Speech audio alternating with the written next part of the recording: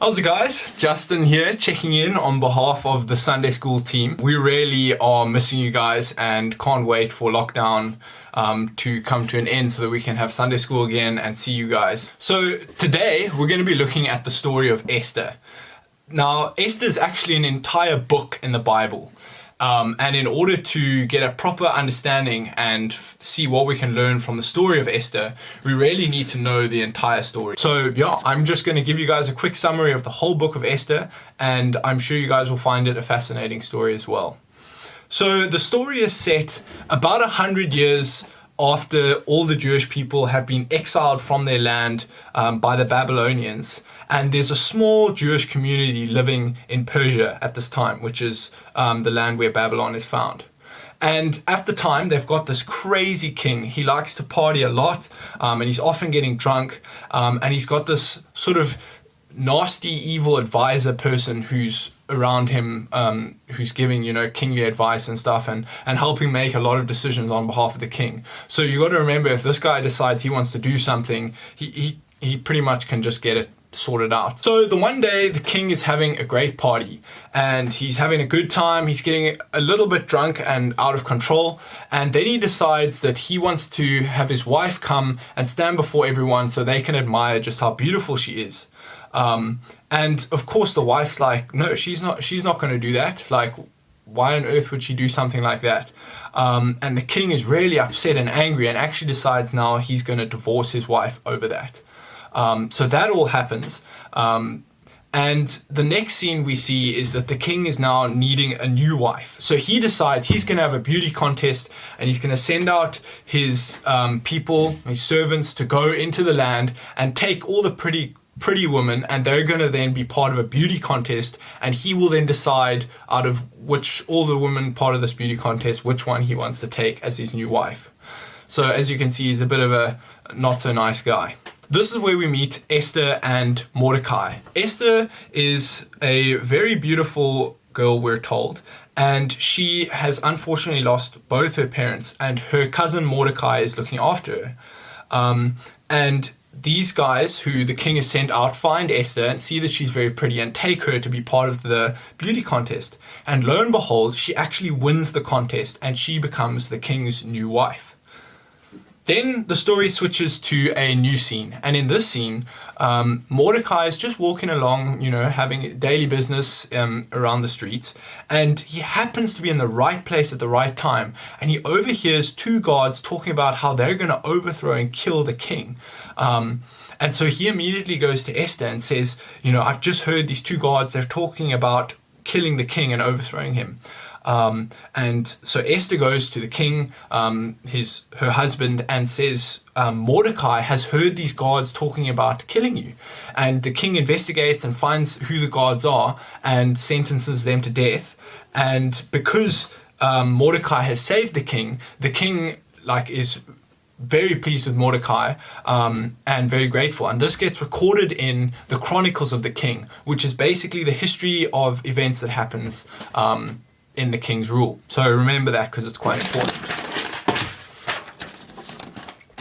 All right, so then the story switches to another scene, and here the king decides to put Haman, his evil advisor, as second in command. So it's like the highest position you can possibly get, and Haman gets all carried away and proud of himself and decides wherever he goes, when people see him, they must bow before him.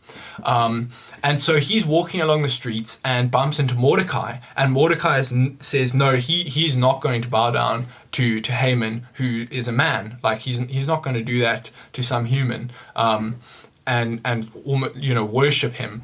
So this enrages Haman, and he decides he's going to set a decree that all the Jewish people will be killed. So he writes out a law that says in a few months' time, all the Jewish people are going to be killed, which is, again, crazy, terrible thing. And this must have been really scary for the Jewish people.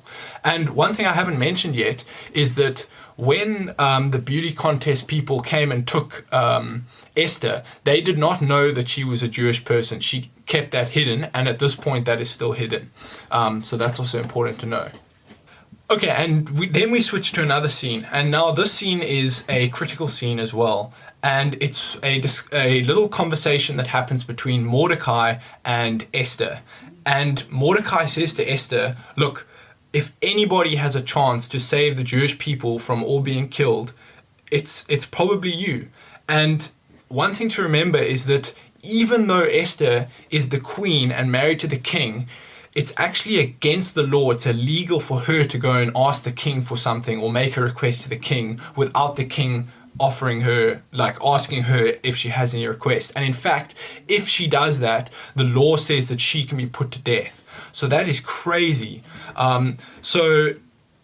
Esther's put in this really difficult situation where obviously she herself doesn't want to get killed, and all her Jewish people, like her like people and family, they're all going to get killed. So she's in this dilemma, and this is where Mordecai says something profound, and he says deliverance must come from somewhere, because he remembers that the Jews are God's people and God is going to look after his people.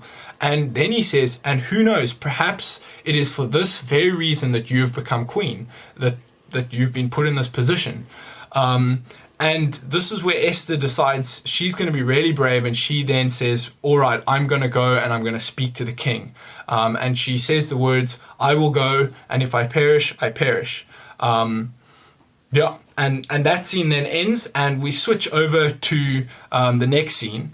And in this next scene, what happens is there's another little party that's happening. The king and Haman's there, and they're having a party. And afterwards, Haman goes out into the streets, and he sees Mordecai in the streets, and he's reminded, oh, this is that guy that was troublesome and like disrespected me and wouldn't bow down to me. And he gets really angry, and he's like, you know what? I'm actually going to get this Mordecai guy put to death tomorrow morning. So that's his plan. So he's early the next morning, he's going to go to the king and get that organized.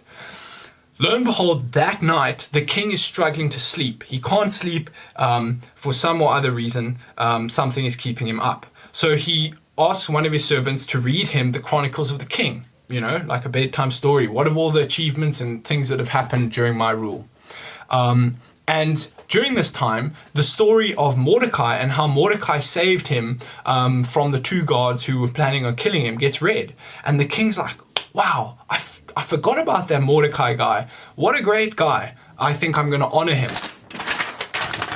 So then we get to the next scene in the next morning, and Haman comes to the king and is ready to request to put Mordecai to death because he's so enraged and angry at him.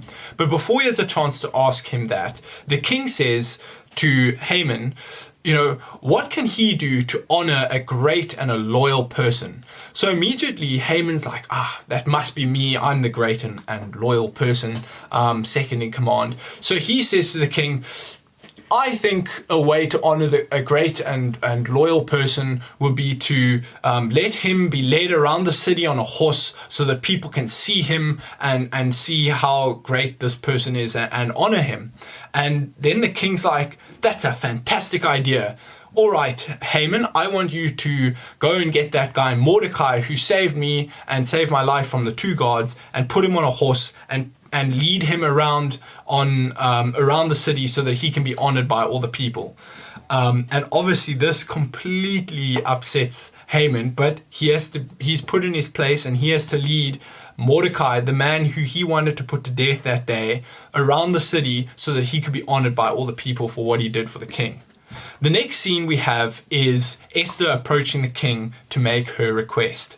And this happens in a small private party that Esther organizes for the king. So it's just the king and Haman and her. And during the private function, she says to the king, if you're willing to listen, I have a request to make. And the king says, you may speak and you may bring forward your request. And that's where she says that this man Haman over here has schemed to kill all my Jewish people and me and Mordecai, who saved you from being killed by the guards. And the king is a little bit crazy because he's at the party, and he gets really upset, and he says, wow, like, how can that be? How did that even get passed? under my nose without me noticing, and like it's really terrible. And he says, you know what, Mordecai, by the same way that you were going to kill all the Jewish people, you are going to be put to death. And that's what happens next.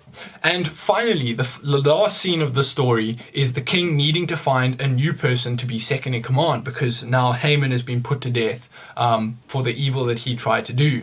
And it is at this point that the king decides he's going to put Mordecai as second in command, which is just crazy to think that Mordecai and Esther were just two Jewish people, not living a very like crazy life. They're just part of a minority, a small group of people in this massive city that they were taken out of their own homeland and stolen away to. And now you've got Esther, who's the queen, and Mordecai, who's been put as second in command. And not to mention that all of the Jews have now been saved through the bravery and what Esther has done. So I hope you guys have really found that story interesting. There's a lot that we can learn from that story, and I hope you guys can think of a few things that you've picked up during the story of what we can learn. But I thought I'd just leave you guys with two thoughts. And the first thought is that it's not always going to be easy to be a part of God's people and to be in God's family. And I think sometimes people just aren't going to be nice to us because of who we are. And they might say or do mean things to us. But we've got to remember that we can trust God, that He is always working in the background and working all the bad things that happen in our lives for the good of His people. And the other thing that's really important is that even when it doesn't feel like it, God is always working in our lives. And I think when it comes down to Esther, she's just become queen, and now this Haman character is about to get all her people and herself and Mordecai killed. I mean, how much more hopeless can it get? And if you approach the king, you're probably going to get put to death. I mean, that's a really scary situation to be in. But in the story, we just see how God works in that situation. And not only does He save all the Jewish people, but Mordecai ends up taking the place of Haman, who was going to kill him. Okay, and the second thought, and the last one that I'm going to leave you with, is that God uses ordinary people to accomplish things, and not almost all the time, but a lot of the time, it's going to be things that are bigger than us and things that we don't think we can do on our own. And that's exactly why God often gets us to do these things, is because God wants us to take a step of faith and trust in Him and show how He is powerful and can work through our lives even when we think we're not able to achieve certain things. Cool. So I encourage you guys to think about the story. And if you have questions, ask somebody else who knows the story. I'm sure your parents are also well familiar with the story. But yeah, just thought I'd share that with you today. So God bless you guys and have a great rest of the day. Cheers.